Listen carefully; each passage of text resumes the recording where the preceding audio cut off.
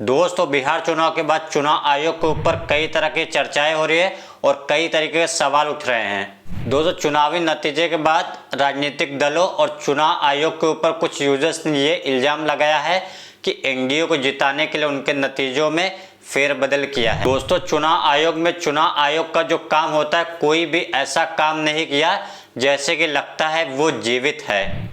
दोस्तों, भाजपा पे ये आरोप लगता है कि बीजेपी दूसरे स्टेट से लोगों के ट्रेनें बुक करवा रही थी, स्पेशल ट्रेन चलवा के अपने वोटर्स को वापस बुला रहे थे। वहीं वोटरों को खर्चा पानी देकर ट्रेन सेट कर वोट डलवाने की कोशिश कर रहे थे। दोस्तों, वहीं कपिल सिब्बल उन लोगों ने चुनाव आयोग को चिल्लाते हुए समझाया और कहा, बट चुनाव आयोग के मुंह से कुछ शब्द तक नहीं निकला। और ये किस लिए? क्या ये वोट घर की पार्टी को जिताने के लिए लाए जा रहे थे? मैं कि इलेक्शन कमीशन तो कुछ करेगी नहीं, क्योंकि उनका रवैया ये लग रहा है, क्योंकि वो बीजेपी के सहयोगी हैं तो वो क्यों कुछ करेंगे। 3 नवंबर 2025 में एक ट्रेन चली 10 बजे सुबह।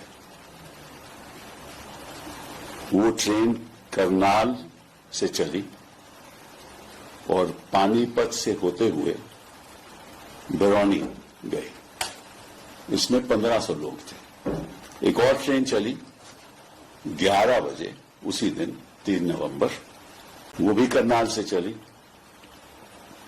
और वो वाया पटना भागलपुर गई। उसमें 1500 लोग थे। एक तीसरी ट्रेन चली 3 बजे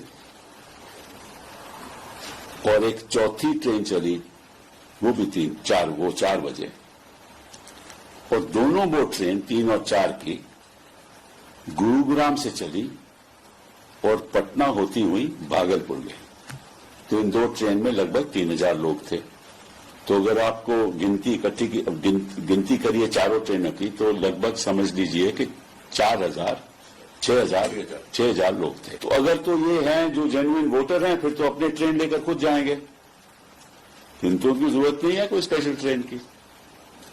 और अगर वाकई में वहां गए हैं, जो करना, जो उनका प्लान है, जिस वजह से वहां पहुंचाया गया है, तो आपको भी मालूम है और हमें भी मालूम है, ये धांधलेबाजी तो होती रही है। तो सबसे पहले मैं रेलवे मंत्री जी से, वैष्णव जी से पूछना चाहता हूं कि भैया वाकई में क्या ये स्पेशल ट्रेन चली या नहीं। इनकी जवाबदेही तो बनती है ना, तो पब्लिकली बताएं क्या ये स्पेशल ट्रेन चली। दोस्तों, चुनाव आयोग का नियम यह कहता है कि कोई भी पार्टी या कोई भी प्रत्याशी वोटरों को कहीं से भी लाकर वोट नहीं दिला सकती, जो कि आचार संहिता के नियमों का उल्लंघन है, और वहीं चुनाव रद्द तक हो सकता है। बट दोस्तों, वहीं पे चुनाव आयोग सोया रहा। सिर्फ 10,000 रुपए लोगों को नहीं दिया गया है। हर विधानसभा में, मैं बहुत जिम्मेवारी से जो सरकारी आंकड़ा है वही बता रहा हूँ, हर विधानसभा में 60 से 62,000 महिलाओं को 10-10 हजार रुपया दिया गया है। करीब 1 लाख आंगनवाड़ी सेविका, आशा वर्कर और ममता की से जुड़ी हुई महिलाओं को करीब सरकार ने 10,000 करोड़ रुपया अलग से दिया है। इसके साथ ही विकास मित्र और टोला सेवकों को 25,000 रुपया एक बार में, और जो लोग प्रवासी मजदूर बाहर से आए उनको 5,000 रुपया दिया गया है कपड़ा के नाम पर। तो कुल मिलाकर 29,000 करोड़ रुपया, करीब 29,000 करोड़ रुपया बांटा गया है। 40,000 करोड़ रुपए की योजनाओं की घोषणा की गई है। अब हम यहाँ इसलिए नहीं बैठे हैं ये कहने के लिए कि इसी वजह से हम लोग चुनाव हार गए। मेरा अब सीधा सरकार से एक आग्रह है कि आपने 2 लाख रुपए देने का वादा किया है, जनता ने आपको मत दे दिया, अब आप सत्ता में बैठे हैं, तो कृपा करके जो 1.5 करोड़ महिलाएं हैं जिनको आपने 10,000 रुपया दिया है, उन सभी महिलाओं को अगले 6 महीने में 2 लाख रुपए तक देने की व्यवस्था कीजिए, क्योंकि अगर वो हो जाएगा तो बिहार से बेरोजगारी दूर हो जाएगी, बिहार से पलायन बंद हो जाएगा। और अगर आपने ये नहीं किया तो ये बिल्कुल स्पष्ट हो जाएगा कि आपने ये 10,000 रुपया किसी योजना के तहत नहीं दिया था, सिर्फ और सिर्फ वोट खरीदने के लिए दिया था। तो वोट खरीदने के लिए पैसा दिया गया है कि किसी योजना के तहत पैसा दिया गया है, सरकारी योजना के तहत। इसका प्रमाण इस बात पर है कि आने वाले 6 महीने में सरकार ने स्वरोजगार के नाम पर जो पैसा जारी किया है उस क्षेत्र में और पैसा और मदद जारी की जाती है या नहीं की जाती। दोस्तों, प्रशांत किशोर कई पार्टियों के लिए चुनाव लड़वाया है और कई पार्टियों के लिए चुनाव में प्रचार भी किया है।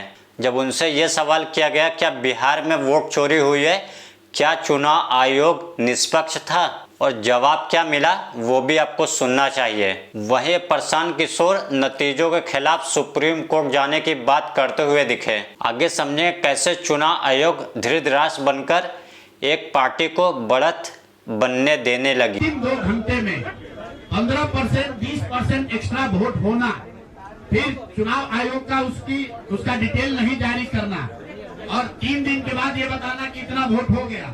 ये बड़े मुद्दे हैं। हम लोग बहुत छोटी पार्टी हैं, हम लोग को तो इतना नहीं ताकत है, लेकिन आपके माध्यम से मैं ये जरूर देश के विपक्ष को ये कहना चाहूंगा इस पर गंभीरता से बात करने की और इसको जरूरत पड़े तो सुप्रीम कोर्ट में ले जाने की जरूरत है कि आज की तारीख में, आज की स्थिति में जो आचार संहिता पहले से बना हुआ है वो कितना कारगर है या नहीं कारगर है।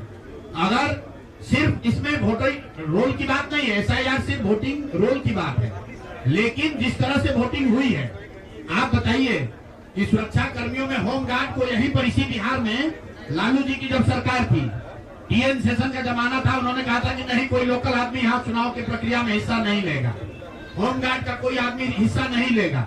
उसी बूथ पर आप आज के चुनाव आयोग ने उस जीविका दीदी को बैठाया है जिसको एक तरीके से सरकार ने कॉन्ट्रैक्ट दिया है कि आपको इतने लोगों को वोट दिलवाना है। मैं आपको एक उदाहरण देता हूं। मधुबनी विधानसभा क्षेत्र है, मैं डिटेल में नहीं जाना चाहता था लेकिन आप कुरेद रहे। मधुबनी विधानसभा क्षेत्र है, वहां से उपेंद्र कुशवाहा जी के पार्टी के उम्मीदवार चुनाव जीत कर आए हैं। मैं पूरे यहाँ पर जितने मीडिया के साथी हैं, जितने यहाँ चुनाव के विशेषज्ञ हैं, आप भी यूट्यूबर हैं, मैं दावा कर रहा हूं आज हो 5 महीने के बाद हो, आप मधुबनी विधानसभा क्षेत्र में जाइए, वहां पर एनडीए के प्रत्याशी को 1 लाख से ज्यादा वोट आया है। एनडीए को वोट मिला, 10,000 रुपए के लिए मिला, नहीं मिला छोड़िए, हम इस बात से दंग हैं कि मधुबनी में कितने लोग ऐसे हैं वोटर जो कि उपेंद्र कुशवाहा जी के पार्टी का सिंबल भी जानते हैं। भाई अलायंस वोट तो उनके पार्टी के सिंबल को पड़ा है ना, अलायंस का कोई सिंबल नहीं है। तो आखिर रातों रात पूरे मधुबनी क्षेत्र में, और क्या हुआ मैं नहीं कह रहा हूं, मैं आपको और आपके जरिए पूरे देश के लोगों को ये बताना चाहता हूं कि जो भी लोग सर्वे, सेफोलॉजी, पत्रकारिता, राजनीति में इंटरेस्ट रखते हैं, आप सैंपल के तौर पर कोई 5 कंस्टिट्यूएंसी उठा लीजिए और जहां पर भाजपा और जदयू के उम्मीदवार नहीं लड़ रहे थे, वो दल लड़ रहे थे जिनका कोई सिंबल भी नहीं जानता है, नाम भी नहीं जानता है, उसको 1 लाख, 1.25 लाख वोट कैसे आया है? हमारे पास कोई प्रमाण नहीं है। 1.25 लाख वोट कैसे आया है? हमारे पास कोई प्रमाण नहीं है कि वो वोट कैसे आया। कुछ लोग प्रशांत किशोर को भाजपा की बी टीम कह रहे हैं, कुछ लोग कुछ और कह रहे हैं। जब राजनीतिक में सब लोग धुर्त हैं, तब मीडिया प्रशांत किशोर को मैन ऑफ द वर्ल्ड घोषित करने की क्यों कोशिश कर रहा है? प्रशांत किशोर जी, आपने तो कहा था ज्यादा सीटें नहीं आई तो मैं राजनीति छोड़ दूंगा। जब प्रशांत किशोर ने नेता वाला जवाब दिया तो लोगों की माइक बंद पड़ गई कि आपने कहा, हम पहली बात तो आप लोग कह रहे राजनीति से हम किस पद पे है कि इस्तीफा दे दें? हाँ ना, सुन रहे हैं, आ रहे हैं, किस पद पर है कि इस्तीफा दे दें? आप 1 मिनट, आपने सवाल, 1 मिनट रुकिए, आपने सवाल किया है, जायज बात है। आपने कहा कि आपने कहा था कि 25 से ज्यादा आएगा तो आप संन्यास ले लेंगे। तो भैया किस पद पर हैं जिससे मैं इस्तीफा दे दूं?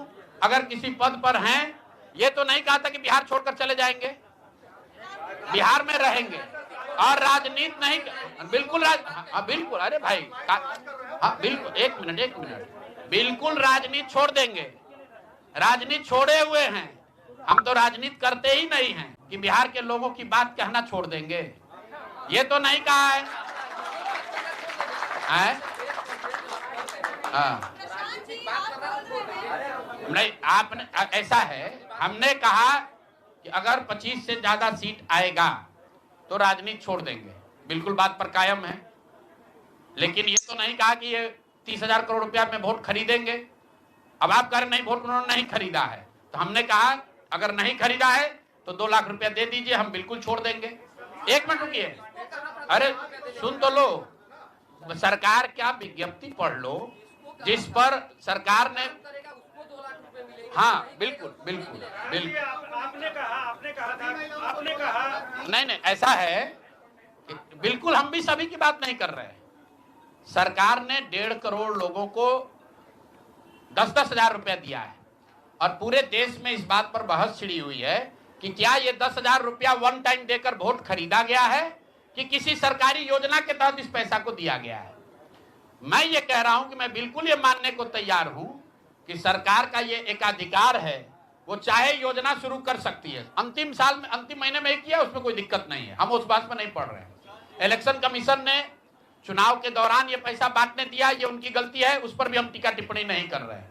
हम तो ये कह रहे हैं कि जिस योजना के तहत आप जीत कर आए हैं उस योजना को लागू कर दीजिए। हम लोग को बिहार में रहने की भी जरूरत नहीं है। दोस्तों, भारत में चुनाव में लोगों के सपोर्टर्स, उद्योगपति, वोटर्स और लोगों की अपनी अपनी साइड होती है और अब चुनाव आयोग की भी एक साइड है। चुनाव आयोग के एक साइडेड होने पर अब चुनाव वन साइडेड हो गई है। चुनाव आयोग नए नियम बनाने की कोशिश कर ही नहीं रहे, वोटर्स खरीदे जा रहे हैं, वहीं पे चुनाव आयोग को कोई भी फर्क नहीं पड़ रहा है। तो दोस्तों, आपका क्या कहना है इस चुनाव आयोग के ऊपर? आपके राय कमेंट में जरूर ड्रॉप करें। मिलते हैं कोई नेक्स्ट वीडियो में दोस्तों। Thank you so much. जय हिंद।